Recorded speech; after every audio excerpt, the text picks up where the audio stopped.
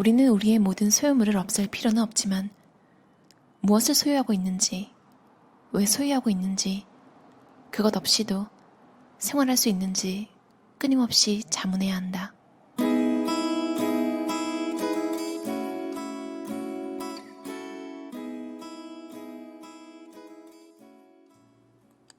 에픽테토스는 노예로 태어났지만 결국에는 자유를 얻었다. 마침내 과시할 수 있는 멋진 삶의 요소를 누릴 수 있게 되었다. 그의 강의를 듣기 위해 황제들이 찾아왔고 그는 여러 제자를 가르치면서 남부럽지 않은 생활을 하게 되었다. 어렵게 번 돈으로 멋진 철제 램프를 하나 샀고 그걸로 집안에 있는 작은 사당에 불을 밝혀놓았다. 어느 날 저녁 현관 앞 복도에서 요란한 소리가 들렸다. 서둘러 내려가 봤지만 이미 도둑이 그 값비싼 램프를 훔쳐 달아난 뒤였다. 자신의 물건에 애착을 느끼는 다른 사람들처럼 그 역시 실망했고 놀랐으며 배신을 당한 것만 같았다. 누군가 몰래 집에 들어와 그의 물건을 훔쳐갔으니 어찌 보면 당연한 반응이었다. 그러나 에픽테토스는 금세 자신을 추스르고 자신의 가르침을 돌이켜봤다. 그리고 마음속으로 생각했다. 친구여, 내일이면 토기 램프를 하나 사자. 사람은 오로지 가져야만 잃을 게 있는 법이다. 이후로 그는 평생 저렴한 토기 램프 하나만을 가지고 살았다. 그가 세상을 떠난 뒤 그를 숭배했던 사람이 그 램프를 3,000 드라크마에 구입했다. 물질의 소유를 거부했던 에픽테토스의 가르침을 완전히 거스른 행동이었다. 세네카의 가르침 중에 가장 강력한 비유로 꼽히는 것이 노예에 예속된 노예 소유자, 막대한 소유지에 예속돼버린 부자에 관한 이야기다.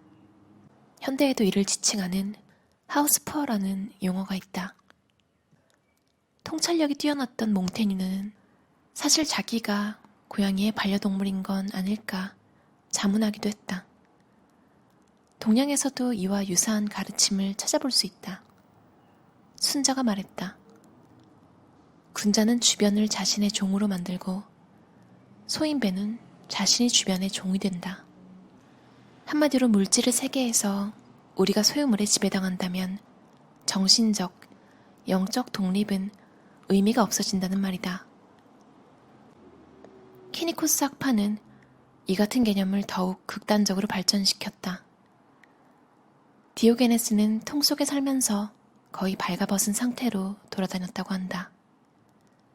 우물에서 양손으로 물을 떠마시는 어린아이의 모습을 본 디오게네스는 자신이 불필요한 소지품을 지니고 다녔다는 걸 깨닫고는 자신의 컵을 부숴버렸다. 키니코스 학파는 소크라테스의 제자 안티스테네스가 창설한 고대 그리스의 철학의 학파래요.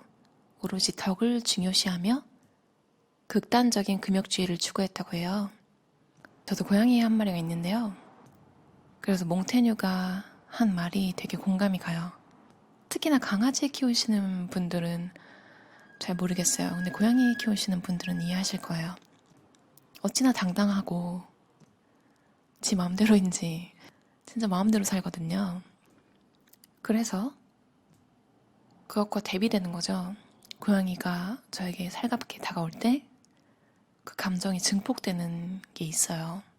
이쯤 되면 정말 고양이가 저를 부리는 거죠. 아무것도 안 해도 밥도 주고 병원 데려가고, 또 제가 있는 호주에는 포썸이라는 동물이 있는데 포썸이 진짜 막 돌아다녀요. 저희 집 고양이는 제가 보기에 그냥 애기고 밥 달라고 울고 막 그러는 애기로 보이는데 포썸이랑 싸울 때 보면 진짜 무서워요. 목소리가 틀려지고, 아, 나한테 저러지 않는 것만으로도 감사해야겠구나 이런 생각도 하고요. 그리고 아주 예전에 거의 10년이 넘었을 거예요.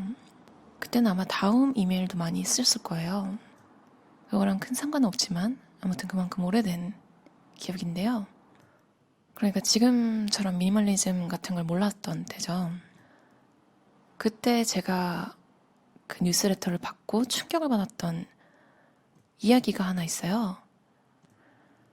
어떤 이제 부부가 돈을 많이 모아가지고 식당을 차린 거예요. 그래서 너무 기뻐하는데 한 스님이 이제 그것에 예속되는 걸 모르다니 축하할 일이 아니라고 하는 느낌의 이야기였어요. 그 시절에는 당연히 뭔가를 가지는 게 무조건 더 좋다고 생각했거든요. 그래서 굉장히 신선했던 기억이 나네요. 지금은 물론 무슨 말인지 알 것 같아요. 뭔가를 가진다는 건 뭔가를 신경 써야 한다는 것이고, 그리고 그게 사라질 수도 있는 위험을 항상 안고 살아가는 거잖아요. 영원한 건 없으니까요. 그 뉴스레터는 좀 극단적인 이야기이긴 했지만 미니멀리즘에 끌리시는 분들이 섬세하신 분들이 좀 많은 경향이 있잖아요. 단지 깔끔한 걸 좋아한다기보다 이렇게 마음에 부담이 없는 생활, 마음을 비우는 생활, 머릿속이 깨끗해지는 생활, 이런 걸 좀 갈망하시는 것 같아요. 저도 그렇고요. 특히 이런 성향을 가지신 분들에게 명예랑 권력, 이런 걸로 유혹을 하는 게 힘들다고 혼자가 편한 사람들이라는 책에서 봤거든요. 내향인과 미니멀리즘을 제가 너무 연관짓나요? 살짝 상관이 있는 느낌이 들어요. 오늘날 디오게네스와 같은 사람을 본다면 불황자, 패배자 혹은 미친 사람이라고 손가락질할지도 모른다.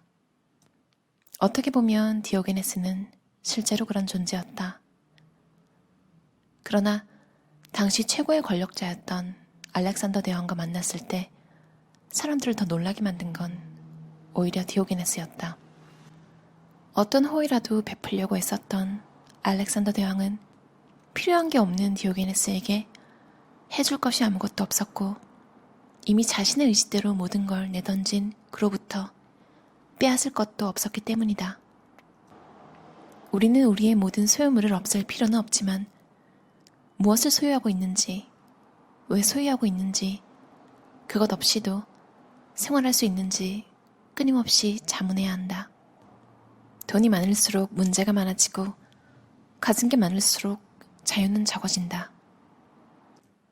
20세기 후반에 서양 군사 전략에 혁명을 일으켰던 존 보이드는 방위산업체에서 주는 수표를 거절하고 일부러 작은 아파트에서 지내며 다른 의장과 장군들에게 충고했다. 필요한 것이 아무것도 없어질 수 있다면 그 사람은 참으로 자유로울 겁니다. 그에게서는 앗아갈 것이 아무것도 없으며 누구도 그를 해치기 위해 할 수 있는 일이 없죠. 그리고 그 사람은 고요에 이를 수 있습니다. 채권자에게 시달리는 사람은 누구라도 자유로울 수 없다.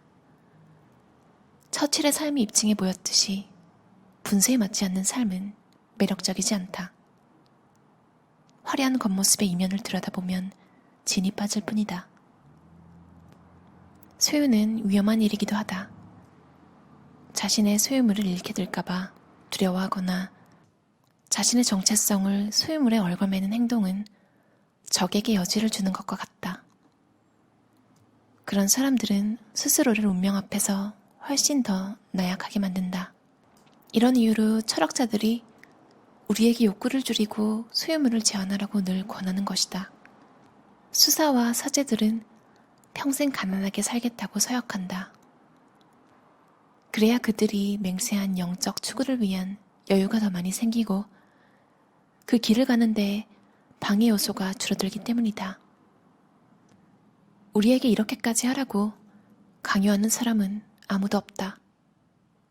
그러나 우리가 더 많이 소유하고 더 많이 욕심낼수록 우리의 내면은 앞으로 나아갈 공간이 좁아지면서 아이러니하게도 고요로부터 점점 더 멀어진다. 쓰레기 봉투와 상자를 들고 집안을 돌아다니면서 사용하지 않는 것들을 버리는 일로 시작해보라. 당신의 머릿속과 신체에 더 많은 자리를 만들 수 있도록 청소하는 행동이라고 생각해보라.